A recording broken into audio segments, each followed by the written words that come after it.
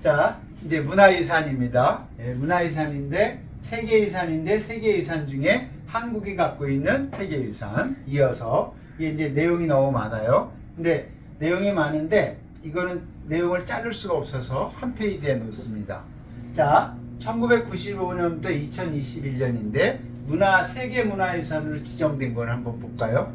석굴암 불국사는 말하자면은 종교적인 의미죠. 해인사도 종교죠. 거기에 판전입니다. 건물을 말하는 거예요. 아까 지난 시간에 말씀드린 종묘가 있죠. 예, 그러면 이건 유교입니다. 예, 창덕궁 이거는 궁궐이니까 이거는 유교죠. 다음에 수원 화성은 성이죠. 예, 계획적으로 만들어진. 다음에 경주 역사지구는 지역 전체가, 예, 여기는 불교이면서 신라이면서 지구 전체. 그 다음에 우리가 잘 아는 고창이나 화순, 강화도에 가면 고인돌 있죠. 아무것도 아닌 것 같지만 이 고인돌이 세계유산으로 지정될 만큼 중요하다는 거죠. 말하자면 탁월한 가치를 갖고 있는 거예요, 이게. 자, 그 다음에 제주에 가면은 화산섬과 자연동굴 있죠. 이거는 인간이 만들어낸 게 아니죠. 화산을 우리가 만든 것도 아니고 섬을 만든 것도 아니고 동굴을 만든 것도 아니죠. 이거는 이게 이제 자연유산이라는 거예요. 그 다음에 우리 많이 경기도, 서울과 경기도에 있는 왕릉. 그 다음에 한국에서는 하회하고 양동, 마을이죠. 마을 전체가. 그 다음에 남한산성. 네, 잘 아시는. 그 다음에 백제 역사지구. 이 지역이죠. 백세가 있었던, 말하자면 부여하고, 이 일대, 익산, 이쪽에 백제문화. 그 다음에 산사, 사찰이죠. 산사예요. 그래서 산사승원, 산지승원. 예. 그 다음에 서원. 그 다음에 갯벌은 자연유산이죠. 그래서 이렇게 지정을 하고 요청을 해서 이게 세계적인 가치가 있다라는 겁니다. 이걸 다 설명을 하면은 시간이 너무 걸리니까 제가 이 중에 대표적인 것만 뽑아왔습니다. 그게 뭐냐면 첫 번째가 고인돌이죠. 우리 어디 가면은 많이들 보셨죠? 예, 고인돌이에요. 이거는 이제 강화도 고인돌인데 돌덩이에요, 그냥. 돌덩이인데 우리가 이제 앞 시간에서 공부한 거를 학술적인 가치가 있죠. 이 돌을 어떻게 옮겼을까? 이 돌을 이게 지금처럼 기중기가 있는 시대도 아니잖아요. 그러니까 이게 학술적으로 어떻게 했지? 그러니까 아시는 분은 아시겠지만 흙을 여기까지 싼 다음에 돌을 끌어서 올리고 흙을 파죠. 네. 그 다음에 고인돌이라고 그러면 이렇게 뻥 뚫려 있는 것만 보는데 그게 아니라 이게 닫혀 있죠. 닫혀 있어서 여기서 제사장의 기능을 합니다. 고대에는 항상 가장 높은 신분이 제사장이에요. 그리고 제사장, 그러니까 정치하고 종교가 일치하던 시대는 제사장이 제일 힘이 있습니다. 그게 남아있는, 아직까지 현대에 남아있는 나라 중에 하나가 인도죠. 인도에는 카스트 제도가 있어서 브라만이라는 제사장이 최고로 높죠. 그리고 맨 마지막에 천민도 있지만 불가촉 천민도 있죠. 인도가 아직 신분제가 살아요. 그러니까 항상 제사장이 가장 높습니다. 그럼 여기서 이런 역할을 해줬던 게 고인돌의 역할이죠. 그리고 힘 있는 자의 무덤이죠, 결국은. 예. 그리고 고인돌이고 어디 가나 볼 수 있습니다. 그래서 앞에 다시 화면을 보면은 고창이라든지 화순이라든지 강화도에 많죠. 우리나라 서해안 일대에 많은데 서해안에만 있는 게 아니라 고인돌은요, 제가 화면인 강원도에도 많고요. 중부 내륙에도 많고요. 예. 서해안 쪽에 굉장히 많은 분포도를 갖고 있습니다. 정확한 수치는 제가 모르겠는데 전 세계 고인돌의 대부분이 한반도에 위치했다는 거죠. 그러면 이 고인돌을 가지고 굉장히 권력, 무력, 문화 이런 게 셌다라는 걸 알 수 있는 거죠. 예. 지금은 남아있지 않기 때문에 이제 누가 다 가져갔겠죠, 이런 거를. 돌만을 보고 있습니다. 근데 돌을 가지고 그 시대를 유치하는 거죠. 문화유산이 갖고 있는 힘 중에 하나입니다. 그래서 아주 오랜 시절, 우리가 이제 흔히 청동기 시대라고 그러죠. 청동기 시대 하면은 우리가 늘 나오는 아까 말한 개천절, 단군, 왕검 이런 시대에 살았던 분들의 어떤 그 시대를 읽어낼 수 있습니다.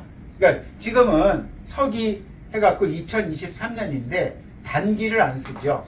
거기다가 2333을 더하면은 우리가 단기 얼마인데 요즘 단기를 쓰지 않습니다.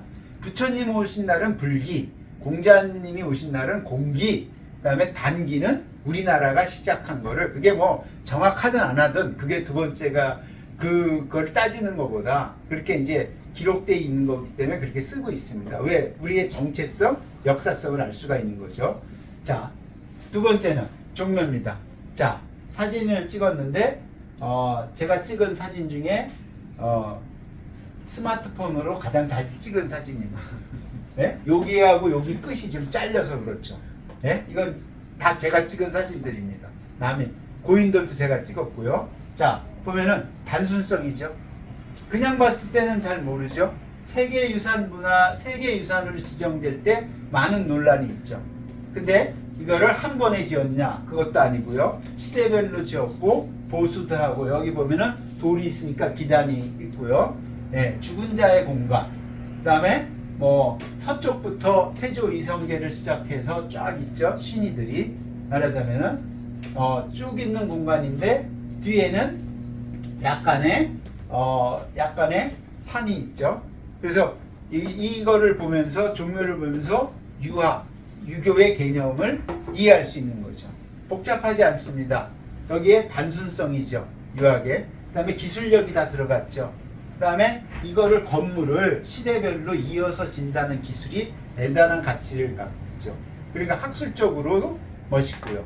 보니까 한국, 조선, 그러니까 한국, 특히 조선이죠. 거기에 이 세계유산의 가치로서 웅장함을 갖고 있는 거죠.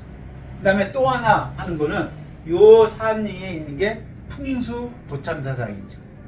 유교이지만 여기에 기가 머무르는 거죠. 요 기는 어디서 오냐? 위로 가면은 요 뒤가 창덕궁, 창경궁입니다. 요게 쭉 올라가면 우리 흔히 말하는 응봉이죠. 응봉은 어디서 오냐면 우리가 말하는 북악산, 백악에서 오는 거죠. 백악에서 동쪽으로 오면 응봉으로 오는 거고, 서쪽으로 가면 인왕산으로 가는 거죠. 네. 그래갖고 어쨌든 그런 그 풍수, 그 지역에, 그게 그 시대를 어떤 의사를 결정하는데, 의견을 결정하는데 작용하는 거죠. 그러니까 요 건물 하나에 여러 가지 가치를 볼 수가 있는 겁니다. 그리고 보존해야 될 가치가 있는 거고요. 그 다음에 우리를 말하자면 조선시대를 가장 잘 표현해 줄 수 있는 그런 건물 중에 하나이기 때문에 세계 가치가 있는 겁니다. 자, 옛날에 고인돌부터 그 개념이 여기까지 내려온다는 거죠. 그리고 문화는 서로 교류하는 겁니다. 그리고 받아들여서 새로운 문화를 만드는 거예요. 이거는 유교 문화, 유학 문화인데 시초는 누구냐 하면은 공자죠. 우리가 공자 시대를 살아본 적이 없어요. 그리고 조선이 받아들인 거는 공자 시대 때 유학도 아니에요. 주자에 만들어진 성리학을 받아들이죠. 성리학 가치를 이해할 수 있어야 되는 거죠. 자, 이렇게 전해옵니다. 그 다음에 하나가 왕릉입니다. 같은 조선인데 제가 왕릉을 선택한 이유가 있어요. 왕릉에 가면은, 일로 가면은 이제 신로라고 그러죠. 향로라고 그러죠. 예? 향로로 표현하고, 이제 뭐 신화가 가니 뭐 여러 가지가 있어요. 이제 그런 것도 중요하지만 여기 이제 삼태극도 있고요. 예? 삼태극은 천지인을 말하는 거고요. 가면은 여기에서 이제 제사를 지내서, 이게 뒤에 보면은 뒤에 산이 있고 이제 능을 씁니다. 건물이 있는데 이 왕릉, 특히 조선의 왕릉은 세 가지의 종교적인 가치가 포함이 되어 있어요. 제사를 지내는 행위는 유교적 가치입니다. 여기 안에 무덤, 왕릉에 들어가 있는 거는 선조의 왕이에요. 우리가 여기서 빌어요. 빌어갖고 뭘 비냐? 권력의 전통성을 인정받는 거죠. 인정받아서 누구를 위해서 비는 겁니까? 이게 비는 거는 누구를 위하는 게 아니라 나를 위해서 비는 거죠. 유교적인 가치. 그래서 우리가 사가에서 제사를 드릴 때 음복례를 하죠. 복은 누가 받는다? 내가 받는 겁니다. 이게 유학적인 가치입니다. 자, 그게 유학적인 가치고요. 여기 이렇게 언덕인데 이게 산도 아니고 평야도 아닙니다. 이게 혈이 여기 와서 뭉치는 곳이죠. 이게 이제 풍수 사상이죠, 결국은. 예. 그러면은 풍수 도참 사상은 도교적인 의미가 많죠. 지형을 가지고. 그러면 유교, 유학과 풍수 도참이 있죠. 왕릉에는 사실은 왕릉만 있는데 아쉬운 거는 왕릉에는 항상 사찰이 있어요. 그 사찰을, 왕릉의 사찰은 사찰이라고 하지 않습니다. 원찰이라고 하죠. 예. 그게 왜냐하면은 다른 사찰하고는 다르게 원찰인데 기원 원자를 써서 이 왕릉을 관리해주는 그 대부분의 저기가 그 사찰, 원찰에서 하는 겁니다. 그래서 왕릉에 포함된 원찰들, 서울에는 선정릉이 있으니까 옆에 뭐가 있냐면은 뭐죠? 봉은사, 예? 뭐 신륵사가 있는 데는 효릉 있는 데가 있고요. 그 다음에 정릉에는 흥천사, 이렇게 따라서 연관됩니다. 그러면은 조선시대가 지향했던 어떤 개념은 국교는 불교이지만 국교는 불교가 아니라 거꾸로입니다. 국교는 유교이지만 정치를 할 때 유학으로 하지만 이런 어떤 신앙적인 측면에서는 유불선을 합해 놓은 거죠. 유일한 이 공간. 그래서 왕릉을 보실 때는 유불선이 합해진 공간으로 이해해야 됩니다. 그리고 어떤 왕릉을 가든 옆에 있는 원찰을 함께 문화유산에 그거를 답사하는 그런 지혜도 필요합니다. 제가 문화유산이 굉장히 많기 때문에 세 가지만을 가지고 했습니다. 더 넣을까 하다가 그거는 의미가 없고요. 그 다음에 굉장히 많은 유산은 다 그런 아까 말한 아웃스탠딩 유니버셜 밸류, 보편적인 탁월한 보편적인 가치를 갖고 있다는 것을 머릿속에 따른 것. 이건 짝퉁 아닙니다. 다 진품이니까. 그런 건 다 잊어버려도 되는데 아주 탁월한 가치를 갖고 있다. 세계유산은 이런 거를 인식하고 문화유산, 문화유적을 보시면 될 것 같아요. 자, 다음은 등재 기준이에요. 그냥 막 등재해 주는 게 아니죠. 이것도 굉장히 많습니다. 그래서 이 등재 기준은 10가지로 돼 있어요. 사실은. 근데 이거를 뭐 외우는 사람도 없지만 제가 첫 번째만 한번 할게요. 인간의 뭐예요? 창의성, 천재성을 대표해 만들어내는 거예요. 이게 왜 중요하냐? 인간이 창의적이고 천재성을 대표하는 거는 사람의 머릿속에서 나오는 겁니다. 존재하는 거를 보고, 인간은 존재하는 거를 보고 아까 말한 대로 의식하고, 존재하는 거 보고 사유하고 그거를 새로운 거를 만들어내요. 새로운 거를 만들어내는 게 인간만이 갖고 있어요. 똑같은 패턴으로 동물 중에 모든 동물은 똑같은 패턴으로 삶을 영위합니다. 그리고 그 환경이 바뀌었을 때는 생존의 위협을 느끼거나 생존을 못하죠. 근데 인간은요, 그 환경에 적응해서 새로운 거를 만들어내요. 자, 지금 여기 손이 있는데 이것도 우리가 만들어낸 거죠. 예? 이렇게 지시를 하고 이렇게 인간이 손이 있기 때문에 가는 거죠. 말하자면은 어느 날 갑자기 벌떡 일어났는지는 제가 안 봐서 잘 모르지만 어쨌든 기어다니다가 벌떡 일어나는 건 맞은 거니까. 예, 그러면서 유일하게 손을 써가면서 인간은 이런 새로운 창의성이고 천재성을 발휘해서 새로운 문화를 계속 만들어내요. 그리고 그게 문화유산으로 말하자면 정착시키도록 하는 거죠. 이게 10가지가 이런 건데 다 의미 있는 겁니다. 이거 하나하나를 하려면은 굉장히 힘들죠. 근데 10번째가 뭐냐? 쭉 해서 10번째가 생물학적 다양성의 현장 보존이에요. 이거는 자연유산이죠. 예? 그래서 자연 서식지가 중요하다는 겁니다. 그래서 우리는 산업화나 이런 거를 통해서 이런 자연 서식지를 많이 말하자면은 훼손을 했죠. 훼손을 하다 보니까 사실은 우리나라에서는 없습니다. 아직은. 예, 여기 우리 없음 해놓은 거 있죠. 예, 그래서 생물학적 다양성을 보존해야 돼요. 지금 이게 왜 문제가 되냐면 생물학적 다양성이 없어지면은 인류에게 큰 재앙이 올 수 있습니다. 그냥 단순히 문화재적인 문제가 아니에요. 자, 생물학적 다양성이 없다라는 거는 이걸 보존해 줘야 되는데 지금 지구상에서 가장 많은 종은 누구냐면 인간입니다. 그 다음에 인간보다 더 많은 종은 치킨입니다. 치킨. 네, 닭입니다. 네? 왜? 다른 인간이 가축화에 성공한 동물이 몇 개가 안 돼요. 예? 그 몇 개가 안 되는 것 중에 하나가 뭐냐면은 말, 그 다음에 소, 양, 돼지, 그 다음에 닭, 개, 개. 거의 염소. 그래서 개 같은 경우도 개도 한자적으로 보면은 우리가 제사를 지낼 때 초혼내, 아혼내, 종혼내 하죠. 드릴 헌자에 개견자가 들어가요. 그 문자적으로 개견자가 괜히 있는 게 아니고 그게 문자에 어떻게 해석을 해놨냐면 개국을 올리는 겁니다. 옛날에는 개고기를 올렸어요. 요즘은 개고기를 올리는 문화는 없죠. 소 아니면 돼지 아니면 양, 닭고기 올리죠. 근데 요즘 전 세계적으로 호불호를 떠나서 다 먹는 동물이 뭐냐면 치킨입니다. 우리나라의 대표적인 문화유산이 치맥이죠. 근데 돼지고기 안 먹는 나라도 있잖아요. 이슬람이죠. 그 다음에 소고기를 안 먹는 나라도 있잖아요. 그거는 힌두교가 안 먹죠. 우상화하고. 그러니까 결국은 그거는 민족이나 종교나 문화 습관에 따라서 안 먹을 수 있는데 거의 닭은 전 세계적으로 가장 많이 먹어요. 그러니까 제일 많은 종이 닭이에요. 그 다음에 많이 먹는 게 제가 알기로는 돼지고기입니다. 네. 그러면은 돼지고기도 먹고 그 다음에 이제 소고기도 먹죠. 자, 많은 생물의 다양성이 있었는데 그 안에 있었던 바이러스라든지 균들이 그 동물이 없어지면 어디에 붙을까요? 많은 쪽에 가서 붙습니다. 죄송하지만. 그러니까 우리는 코로나 바이러스를 고생했죠. 조류는, 새는요. 독감이 걸리잖아요.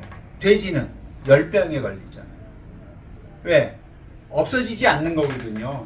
그 바이러스라든지 이런 게. 그러니까 그 바이러스가 어디 가서 말하자면 기생을 해야 되는 거죠.